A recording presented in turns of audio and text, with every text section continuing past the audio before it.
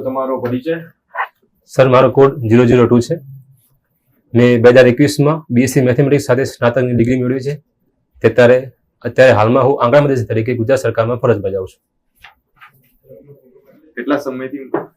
Sir હું 2 વર્ષથી ફરજ બજાવું છું. 2 વર્ષ. ઓકે. શું છે પ્રોફાઇલ, ત્યાં શું કામ કરો છો આંગણા મધ્યસ્થ તરીકે? સર હું પહેલા 6 મહિના માટે તાલુકા પંચાયતમાં હતો. ત્યાં મારે વિલેજ પ્રોફાઇલની વિઝિટ કરવાની હોય છે અને જન્મ મરણના હુકમ કરવાના હોય છે તથા એમાં રિપોર્ટિંગ જિલ્લામાં કરવાનું હોય છે. તથા અત્યારે હું આઈસીડીએસ કચેરીમાં છું. આઈસીડીએસની ઘટક કચેરીમાં છું. ત્યાં મારે પૂર્ણ યોજના છે, પછી સ્ટોક છે, એમપીઆર છે, એ બધાનું રિપોર્ટિંગ કરવાનું છે અને જિલ્લામાં મોકલવાનું હોય છે. ટૂંકમાં મારું કામ ડેટા કલેક્શન અને રિપોર્ટિંગનું છે. વીડીપી શું છે? વીડીપ તમારી વિલેજ સાથે જોડાયેલો છે. વીડીપી સર નથી કઈ ખ્યાલ નથી. ઓકે, વાંધો નહીં. સેન્સસ વિશે ખ્યાલ છે? યસ કેટલા સર. પ્રકારની સેન્સસ થાય? સર એક જે રેગ્યુલર સેન્સસ થાય છે, પછી એક હાલ કાસ્ટ સેન્સસની વાત થાય છે અને એનિમલ હસબન્ડરીની હાલ ચાલુ થઈ છે. પશુ ગણતરી હાલ હમણાં જ સ્ટાર્ટ કરી છે. આ 3 મહિને ખ્યાલ છે સર મને. Agri census, industrial census? હા સર થાય છે. એ કોણ કરતું હોય? સર એગ્રી સેન્સસ એગ્રીકલ્ચર મંત્રાલય જ કરતું છે સર. તમે જે ડેટા મોકલો છો એ ડેટામાં તમારે રેગ્યુલરલી કયા જે તાલુકા પંચાયત લેવલે કામ કરતા હતા એની જ વાત કરું છું કે કયા પત્રકો તમારે મોકલવાના હોય? સર મારે તો વિલેજ પ્રોફાઇલ લઈને જવાનું હોય છે. આ ઉપરાંત જે જન્મના આંકડા હોય છે એ અલગ ઓફિસ હોય છે. મારે આરોગ્યની શાખા હોય છે ત્યાં આપવાના હોય છે. એ 1 મહિના દરમિયાન કેટલા જન્મ થયા છે અને મૃત્યુ થયા છે એના ડેટા હોય છે. આ 2 પત્રક લઈને જવાના હોય છે સર. આઈસીડીએસ નું ફૂલ ફોર્મ શું છે? Sir integrated child development scheme. શું છે યોજનાનો મેઇન ઉદ્દેશ? સર મેઇન ઉદ્દેશ એ છે કે આપણે બાળકો આપણા દેશનું ભવિષ્ય છે અને બાળકનું એવું હોય છે કે જે જન્મથી 5 વર્ષ સુધી એનો જે વિકાસ થાય છે એનો બોડી વિકાસ હોય છે અને મેન્ટલ વિકાસ પણ હોય છે અને આ દરમિયાન એને કેરની બહુ જરૂર હોય છે. તો સ્પેશિયલી એમના ફોકસ કરવા માટે એમ અલગ વિભાગ મળ્યો છે અને એની અંતર્ગત અલગ અલગ યોજનાઓ છે જે તેના પર કેન્દ્રિત છે. આઈસીડીએસ ની ટ્રાઇબલ સ્પેસિફિક 2 યોજનાના નામ જણાવો. સર એક તો દૂધ સંજીવની યોજના છે જે આંગણવાડીમાં જ બાળકોને દૂધ આપવાનું હોય છે. કેટલી એજના બાળકો માટે હોય છે? સર એ આમ તો દૂધ સંજીવની યોજના તો અલગ રીતે હોય છે પણ આઈસીડીએસ વિભાગની અંદર અમે જે બાલવાટિકામાં આવે છે એ બાળકો જ હોય છે એટલે 5 વર્ષથી નીચેના બાળકો હોય છે. બાકી આમ બધું હોય છે જે શાળાના બાળકોમાં દૂધ સંજીવની યોજના છે પણ એ આઈસીડીએસ વિભાગમાં નથી આવતો, એ થઈ જશે શિક્ષણ વિભાગમાં. બીજી કઈ યોજના? સર બીજી નહીં સર એવી કોઈ ટ્રાઇબલ અલગ યોજના મને ખ્યાલ નથી.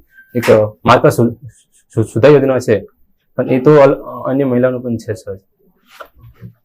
દૂધ સંજીવની યોજના જે છે માત્ર બાળકો માટે? કિશોરીઓ માટે પણ છે પણ હા આ બાળકો માટે જ છે અને માતાને પણ આપીએ છીએ પણ એ બી આરોગ્યમાં થઈ જાય છે સર. જે આંગણવાડી શાખામાં બાળકોને જ આપીએ છીએ. જે ગર્ભવતી માતા છે એમની બી દૂધ સંજીવની યોજના છે અને એમને અઠવાડિયામાં 2 દિવસ છે. બાકી જે બાળકો છે એમને અઠવાડિયામાં 4 દિવસ છે. પણ એ સર જે આંગણવાડી શાખાની વાત કરો છો તો અમે માત્ર બાળકોને આપીએ છીએ. એસ્પિરેશનલ ડિસ્ટ્રિક્ટ વિશે ખ્યાલ? હા સર આકાંક્ષી જિલ્લાઓ છે મને ખ્યાલ છે. કેટલા છે આખા ઇન્ડિયામાં? કેટલા ડિસ્ટ્રિક્ટ નક્કી કર્યા હતા? સર આખા ઇન્ડિયામાં ગુજરાતના કેટલા હતા? ગુજરાતમાં 3 હતા. શ્યોર? સર હું 100% શ્યોર નહીં કહી શકું પણ 2 નામ યાદ છે તો હું 2 જ કહીશ. સર નર્મદા અને દાહોદ.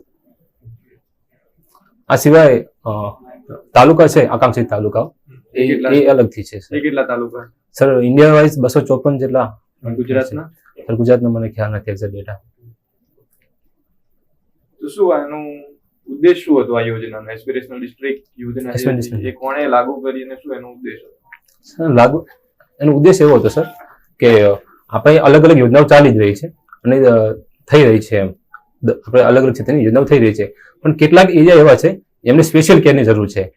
એમાં એવું હતું કે આપણે જે કઈ સમાનતા કહેવાય ને, સમાનતા અને ક્ષમતામાં ફરક છે એમ કે તમે કોઈ પણ વ્યક્તિને એકદમ સમાન સહાય આપો છો એ ઓકે છે એમ પણ કોઈ એવો વ્યક્તિ છે જે વધુ સંવેદનશીલ છે તો એને સ્પેશિયલ કેરની જરૂર છે અને સ્પેશિયલી ધ્યાન આપવા માટે આપણે એક એવા એરિયા ગોતી રહ્યા કે ત્યાં ઓલરેડી જે ડેવલપમેન્ટ આપણી જે પ્રોસેસ છે દેશની એનાથી વધુ પાછળ છે એમ. તો આપણે એમને ધ્યાન આપવા માટે એમને અલગથી નામ આપ્યું અને એનું મોનિટરિંગ આપણે કેન્દ્ર લેવલ સેન્ટ્રલ લેવલ થાય છે. એ રીતનું બધું ધ્યાન આપવા માટે સર. Monitoring? સર પ્રગતિ પ્લેટફોર્મ દ્વારા થાય છે સર. Sure. Yes sir. તમે હાલમાં આંકડા મદદનીશ તરીકે કામ કરો છો, Yes, પણ એગ્રીકલ્ચર એક એગ્રીસ્ટેક પ્રોજેક્ટ કંઈક ચાલી રહ્યો છે, એના વિશે કઈ જાણકારી છે તમને?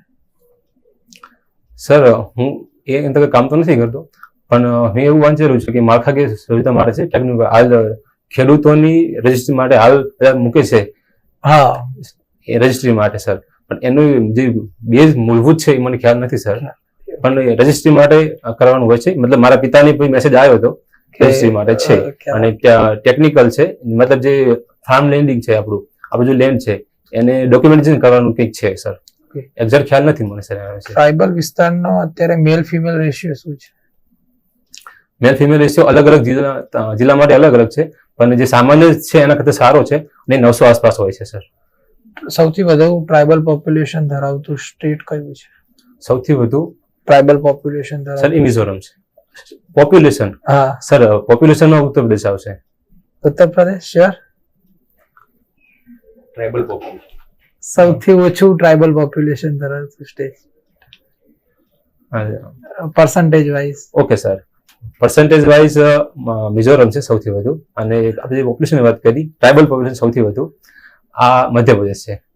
ઓકે, મધ્યપ્રદેશની અંદર ટ્રાઇબલ જે કોમ્યુનિટી છે એમાંથી કોઈ બી 3 કોમ્યુનિટીના નામ કહો. સર એક તો ભીલ, હા, ગરાસિયા સર, બે જ રિકોલ કરી શકું છું મધ્યપ્રદેશની અંદર. ગુજરાતની કોઈ 5 કોમ્યુનિટી? સર ગુજરાતની તો ભીલ છે, સિદ્ધી છે, કોલકા છે, કોટવાળિયા છે, નાયકા છે, દુબળા છે, તડવી છે. ગુજરાતના ટ્રાઇબલ ની અંદર એજ્યુકેશન કેટલું છે? ટ્રાઇબલની એજ્યુકેશન Literacy સર rate કેટલો છે? 64% છે. આઝાદી સમયે કેટલો હતો? આઝાદી સમયે સર હું એક્ઝેક્ટ કહું 30 આસપાસ હતું, 30% આસપાસ હતું. આઝાદી સમયે દેશનો કેટલો હતો લિટરસી રેટ? સર હું ચોક્કસ ડેટા દેશનો 30% હતો?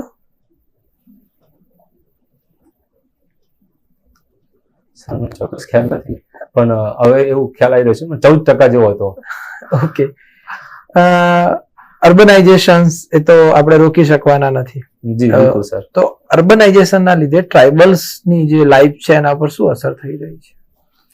ટ્રાઇબલ્સની લાઈફની શું અસર થઈ રહી છે? સર એમાં પોઝિટિવ અસર પણ થઈ રહી છે, નેગેટિવ અસર પણ થઈ રહી છે. પોઝિટિવ અસર એવું કહી શકાય છે કે ત્યાં અર્બનાઇઝેશન થઈ રહ્યું છે, એના કારણે એમને રોજગાર મળે છે, અને એમની જે અંધશ્રદ્ધાઓ દૂર પણ થઈ રહી છે, કે જે મોડર્ન વિચારો એમના સુધી પહોંચી રહ્યા છે. કોઈ વ્યક્તિ જે ટ્રાઇબલ છે એ શહેરમાં આવે છે તો એ નવા વિચારથી જાણકાર પણ થાય છે, અને એના વિચારો એને ત્યાં ઇમ્પ્લિમેન્ટ કરવાની કોશિશ પણ કરે છે. જે હાલ આપણે યુવા પેઢી છે એમાં એક ખાસો પરિવર્તન જોવા મળે છે. અમુક પોઝિટિવ ઇફેક્ટ છે.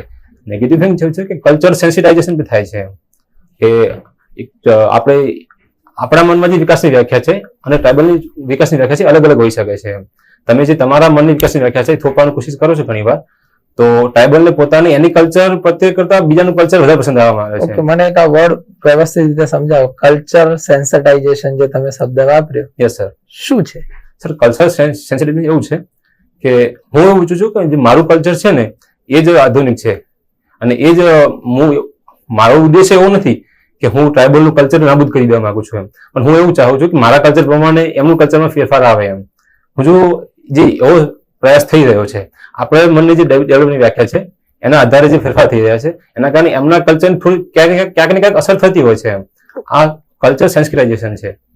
ટ્રાઇબલ લેંગ્વેજો કેટલી છે એ જાણો છો? ટ્રાઇબલ સર લેંગ્વેજ 3, એક તો ભીલી ભાષા છે, ડાંગી ભાષા છે, અને એક વારલીની અલગ ભાષા છે જે મરાઠીથી મળતી આવે છે. એની પ્રિઝર્વેશન માટે ગુજરાત સરકાર શું કરી રહી છે? સર એના પ્રિઝર્વેશન માટે જે પ્રાથમિક શાળામાં શિક્ષણ હોય છે એમાં સરકાર પ્રયત્ન કરી રહી છે કે એની અંદર પ્રાથમિક શાળામાં આપણે એમની જ ભાષામાં એજ્યુકેશન આપીએ. આના માટે ઘણી વાર સરકારે પ્રોત્સાહન પણ આપ્યું છે. જો એટલું સારું ઇમ્પ્લિમેશન નહીં થઈ રહ્યું, પણ ઇમ્પ્લિમેશન થઈ રહ્યું છે. અને આ ઉપરાંત 2-3 આદિવાસી લેખકો પણ હતા કે જેમને આ ભાષા ઉપર એમનું પાઠ્યપુસ્તક પણ બનાવ્યા છે, પરંતુ સર એનું એટલું ઇમ્પ્લિમેશન સારી રીતે નહીં થઈ રહ્યું. કોઈ એવા સમાજ સુધારક મોડર્ન કાળના, આ કાળના, કે જેમણે આદિવાસી વિસ્તારમાં ખૂબ કામ કર્યું હોય? આ કાળમાં પદ્મશ્રી જે મળ્યું પેલા આપણે સિદ્ધિ લોકો માટે જે બેને કામ કર્યું હતું લોધી મને અટક યાદ છે. જો હું શ્યોર છું તો રમીલાબેન લોધી, પણ મને નામ યાદ નથી, પણ એમની અટક મને યાદ છે લોધી હતી. કોઈ એનજીઓ જે ટ્રાઇબલ વિસ્તારમાં સારું કામ કરતી હોય? Sir NGO exact only focusly tribal માટે કામ કરે છે એવું મને ખ્યાલ નથી, પણ નવજીવન ટ્રસ્ટ કામ કરે છે. મને તમારી 3 વિશેષતા કહો જેથી બાકી કેન્ડિડેટને એક બાજુ મૂકીને તમને ટ્રાઇબલ ઓફિસર માટે લઈએ. ઓકે સર, એક તો મારી જે એજ્યુકેશન છે એ સર બીએસસી મેથ્સ સાથે છે, તો આથી હું ડેટા એનાલિસિસ અને ડેટા મોનિટરિંગ સારું કામ કરું છું, જે TDO નું મેઇન કામ છે. TDO નું કામ ઇમ્પ્લિમેન્ટેશન અને મોનિટરિંગનું છે, તો એ મને કામ હેલ્પફુલ થઈ શકે છે. અને મારી જોબ છે સર, મારી જોબ દરમિયાન મેં 50 કચ્છમાં પોસ્ટિંગ કર્યું છે, અને વિલેજ પ્રોફાઇલ માટે મારે ફિલ્ડ સર્વે કરવાના હતા. દર મહિને હું 5 ગામની મુલાકાત લેતો હતો, અને આ માટે હું ત્યાં ટ્રાઇબલ પોપ્યુલેશન નથી, પણ ત્યાં જે ખદીર બેટ છે ત્યાંની સમસ્યાઓ ટ્રાઇબલ સમસ્યાઓ જ્યારે વાંચી ત્યારે ખ્યાલ આવે સેમ જેવી જ છે. ત્યાં વિસ્તારની મુલાકાત લીધી મેં, અને ત્યાં પણ એવું જ છે કે જે કલ્ચર છે ટ્રાઇબલ કલ્ચરથી મળતું પણ આવે છે. તો મેં ફિલ્ડ સર્વે પણ કરેલ છે, તો મને એક ફિલ્ડનો પણ અનુભવ છે. આ ઉપરાંત હું જ્યારે અહીંયા આવ્યો ત્યારે હું એક વિલેજ અહીંયા ICDS કચેરીમાં કામ કરતો હતો, અને અહીંયા પણ મારે 3 તાલુકા હતા, તે ખેડબ્રહ્મા, વિજયનગર અને પોશીના. એ ટ્રાઇબલ તાલુકા છે, તો એના વિશે મને થોડી માહિતી છે સર. આ 3 વસ્તુ છે જે મને આ નોકરીમાં હેલ્પફુલ થઈ શકે. લાસ્ટ પ્રશ્ન મારા તરફથી, એવું કહેવાય કે ટેકનોલોજી હ્યુમેનિટી માટે હોય. Yes sir. અત્યારની 2 ટેકનોલોજી જે સૌથી વધારે ચાલતી છે, એક તો AI, બીજું છે સ્પેસ. Yes sir. બંનેના ટ્રાઇબલના ડેવલપમેન્ટ માટે શું યોગદાન રહેશે સર? 3 યોગદાન. દરેકના 3 યોગદાન. AI શું ટ્રાઇબલ લાઈફમાં ચેન્જ કરી શકે છે, અને સ્પેસ શું કરી શકે છે? Okay sir. સર સ્પેસ હું સૌથી બેસ્ટ મને કામ લાગી રહ્યું છે. હાલ પણ સર એવું છે કે હજુ પણ કેટલા ટ્રાઇબલ એરિયા છે જ્યાં કનેક્ટિવિટીની પ્રોબ્લેમ થઈ રહી છે. એનું કારણ એવું જ નથી કે આપણી ઈચ્છા શક્તિ નથી, સરકારની ઈચ્છા શક્તિ પણ હોય છે, પરંતુ જ્યાં એરિયા જેવો છે ડુંગરાળ વિસ્તાર છે, કાં તો ગામ છે તો છૂટાછવાયા ગામ છે, એના લીધે ત્યાં ભૌતિક સુવિધા બનાવી, માળખાકીય સુવિધા બનાવી તો એ મુશ્કેલ હોય છે. પણ જો સ્પેસથી કનેક્ટિવિટી તમે નેટવર્ક આપી છો, જે હાલ આપણે DTH ચેનલ કહેવાય છે, જે કોરોના દરમિયાન આપણે બહુ ઉપયોગ કર્યો છે એનો, કે જે સેટેલાઇટ થ્રુ ટીવીમાં એક પ્રસારણ થતું હતું. બીજું ઓકે, એક એ પ્રસારણ છે.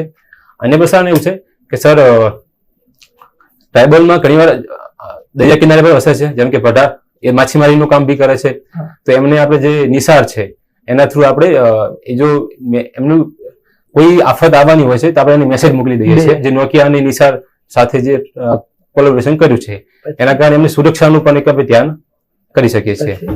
સર અન્ય એક સ્પેસ એવું છે કે આપણે જે એમને સ્પેસ ક્ષેત્રમાં પ્રોત્સાહન આપીએ અને ભવિષ્યમાં ટ્રાઇબલ યુવા પણ સ્પેસ ક્ષેત્રે આગળ વધે. 3 વસ્તુ હું કહી શકીશ. પ્લીઝ.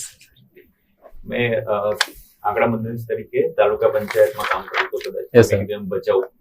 ભચાઉ કે કચ્છ જિલ્લામાં તમે? હા, હું 6 મહિના મને ત્યાં હતો, પછી હું હિંમતનગર સાબરકાંઠામાં છું સર. તો કચ્છ જિલ્લામાં ટ્રાઇબલની કોઈ ઓફિસ કરી? હા સર, ભુજમાં છે. ઓકે, તો ત્યાં આગળ કચ્છમાં વસ્તી છે ટ્રાઇબલ?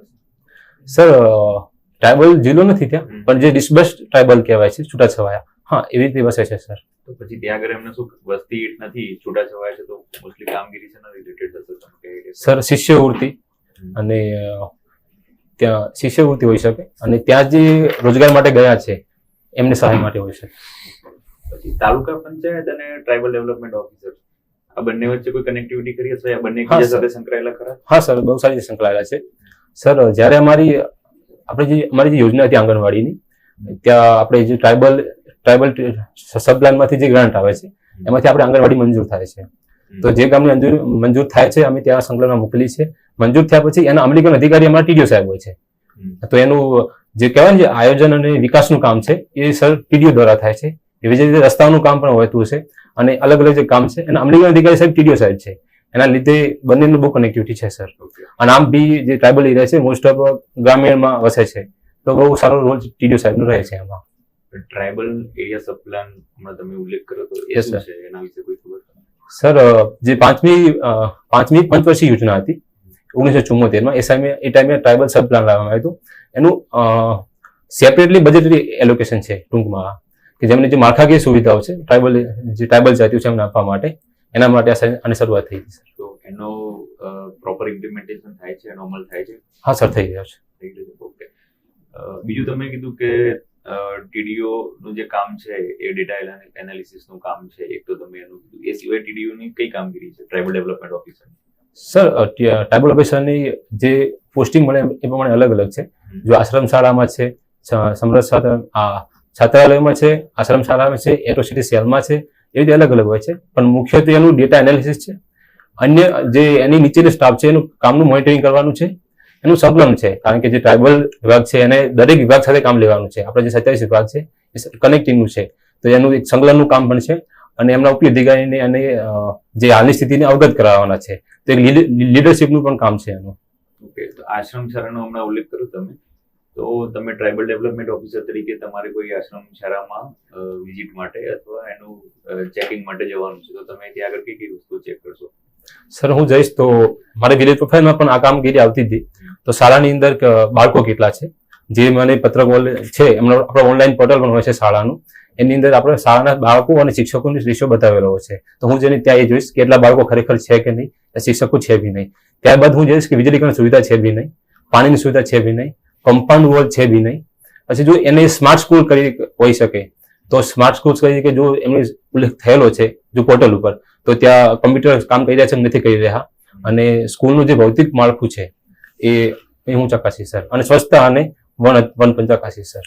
તો ભૌતિક માળખામાં કન્યાઓ અને કુમાર માટે શૌચાલયની સુવિધા છે કે નહીં એ વસ્તુ ચેક કરવી પડશે? યસ સર, બિલકુલ કરવી પડશે. પછી મધ્યાહન ચાલુ છે તો રસોડું છે કે નહીં, રસોડાની સ્વચ્છતા છે કે નહીં એ પણ ચકાસવું આશ્રમ પડશે. શાળામાં ખાલી ભણવાની જ વ્યવસ્થા હોય છે કે સિવાય બીજું કઈ? ના સર, રહેવાની પણ સુવિધા હોય છે. તો રહેવાની સુવિધા માટે પણ તમે ચેક શું કરશો?